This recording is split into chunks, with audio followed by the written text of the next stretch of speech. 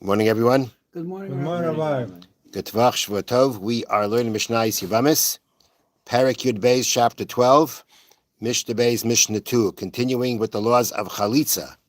And if you pay attention well to today's Mishnah, a number of you asked a question last week about Chalitza, and you'll get your answer. Okay, here we go. Chalza besandal shena shaloi. She performed Chalitza with a sandal, with a shoe. Don't forget, sandal here does not mean a sandal. It's another word for a shoe. It's a shoe of hard leather.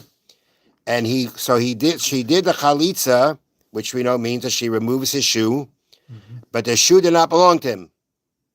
It's not his shoe. Sandal shall eitz, or it's actually a sandal made out of wood, not made out of leather, but made out of wood. But what we're talking about here is that it's covered with leather. It's made out of wood, but it's covered with leather. Oibishal small b'yamin, or a left shoe on the right foot. The left shoe was on the right foot. That is where the shoe was, and it was removed from there. All right. So we have three cases here. It's not his. It's made out of wood, but covered with leather. It's the left shoe on the right foot. Chalitzasa ksheira. The right foot is the wrong foot. Excuse you. The left shoe is on the right foot. Now, chalitza sekshera, the chalitza is considered kosher. In all these cases, the shoe does not have to belong to him. This again is based on what we derive from verses from verses. At the end of the day, the shoe that's covered with leather is considered leather, and the left shoe on the right foot is not a problem. Now we'll get further on about the left foot and the right foot soon. But okay, right now we're saying it's on the right foot. Wrong shoe on the right foot.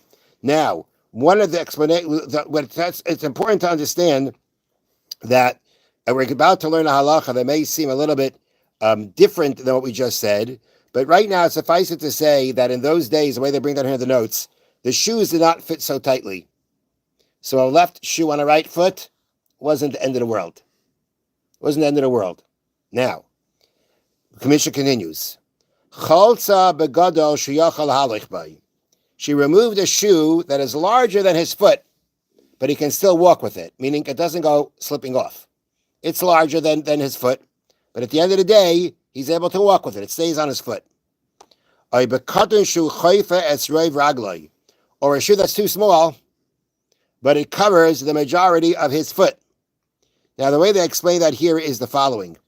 That it is, for example, now again, this is too small, but it's covering most of the foot.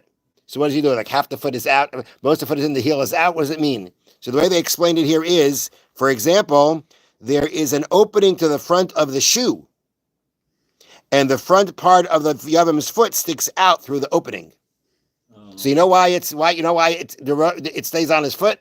Because it's open in the front, so his foot sticks out from the front. So as long as you have the majority of the foot is being covered, right, and it's going to stay on because of the way his foot is coming out from the front.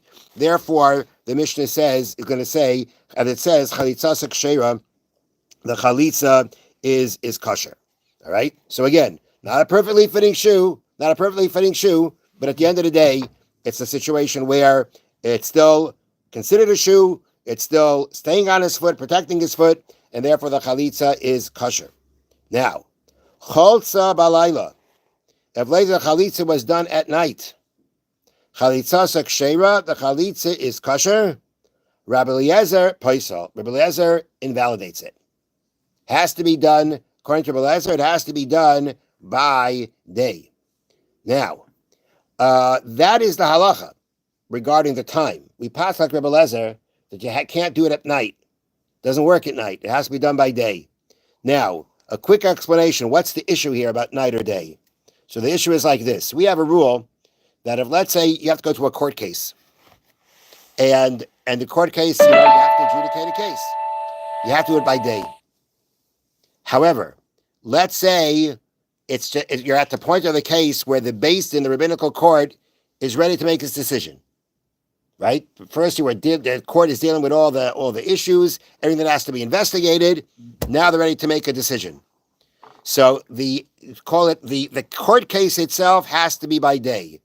The decision or the pronouncement of the decision can be done at night. So the question is a chalitza. A chalitza. How do we see a chalitza in this context?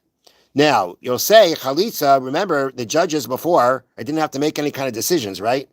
All they have to do is know how to read how to be able to recite the verses for them to recite back. But the issue is like this. We can look at chalitza as a court case because as soon as she gets chalitza, she can collect her ksuba. Meaning, her husband died. When her husband dies, a woman collects her ksuba. But if she's in a situation where she's connected for yibum to her brother-in-law, and the brother-in-law has that connection, she cannot collect that ksuba yet. Because actually, if the brother-in-law does yibum, he takes over the whole estate of his brother, and he doesn't have to pay the ksuba. So you're dealing here with a monetary issue, not just a question of permitting her to marry somebody else. There's a monetary issue here. Can she collect her ksuba? So therefore, a chalitza can be compared to a court case where we're trying to work out, can she collect her money yet? So according to the first opinion that says the chalitza is kashera, they say, look, all she has to do is get the chalitza. The chalitza is done, she collects her ksuba. There's nothing to talk about. So therefore, the Tanakh, the first opinion, compares chalitza to the end of the court case, to the decision part of the court case. Just like that can be done at night, so to a chalitza can be done at night. Because just like when you're making a decision, that's all you're doing is declaring the decision, that can be done at night. Here also, you get a chalitza, she can collect her ksuba, it's like the final decision. Rebbe Lezer says, no, we got to look at the whole process. The chalitza is the beginning of the process of collecting a ksuba. And therefore, you can't just look at it as the end of the court case, you have to see it as the beginning of the court case too. And therefore, it can only be done by day and not by night. Okay, next case. Basmal. The chalitza was done from the left foot. Left shoe on the left foot. Perfectly fitting shoe on the left foot. Chalitzasa pesula. The chalitza is invalid. Rebbe Eliezer Machshir. Rebbe Eliezer says, no, it's kosher. So now, how do we explain this? So interestingly, the question here about which foot to use for a chalitza is again a question of different sources of where we derive. We know there's a law called of a metzora. A metzora person is stricken with saras. Part of his process of purification is that there's a procedure that's done with the metzora's foot. There's the blood put on it, the oil put on it. Which foot do you use? So there we know it's the right foot. That we know is the right foot.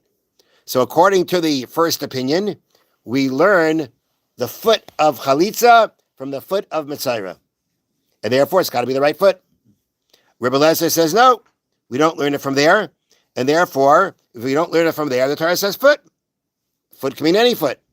And therefore, he says that it's kosher on the left foot. But the halacha is not like Rebbe Eliezer, and it has to be done on the right foot. So if the left shoe on the right foot, not a problem. But it has to be done, the shoe has to be removed from his right foot. Okay.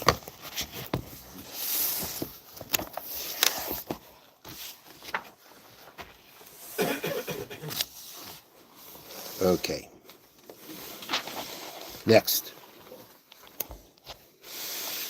V'chol this entire discussion that we've been having about actually going and publicly telling other people about what was done, about how one person wronged another person, including if one person spoke lashon hara about another person, and all the conditions before that were met.